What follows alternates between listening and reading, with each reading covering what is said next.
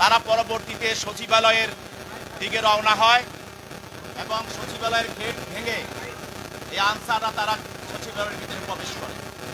সেখানে প্রবেশ করে তারা সমন্বয়কদেরকে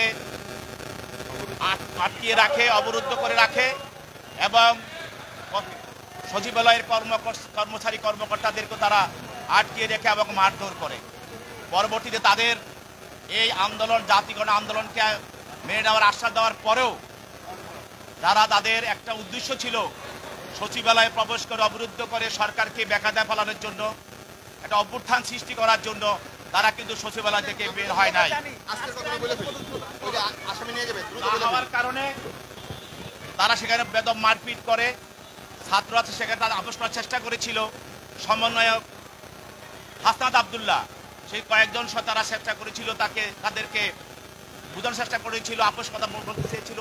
তখন অতর্কিতভাবে তাদেরকে মারধর করে হাসনাত আবদুল্লাহকে এমনভাবে আহত করা হয়েছে, সে এখন হসপিটালে, সে মূল ফোকাসে আসতে বলেন। এখন এই ঘটনার পরিপ্রেক্ষিতে সচিবালয়ে ভাঙচুর এবং আইন শৃঙ্খলা রক্ষাকারী বাহিনীর কাজে বাধা, গাড়ি ভাঙচুর এবং গুরুতর জখম ইত্যাদির কারণে পল্টন, রমনা, শাহবাগ এবং বিমানবন্দর এই 4টি থানায় 426 জন আনসারের বিরুদ্ধে মামলা দায়ের করা হয়েছে। তার মধ্যে আজকে 375 জনকে আদালতে গ্রেপ্তার করে 375 জনকে আদালতে উপস্থাপিত করা হয় এবং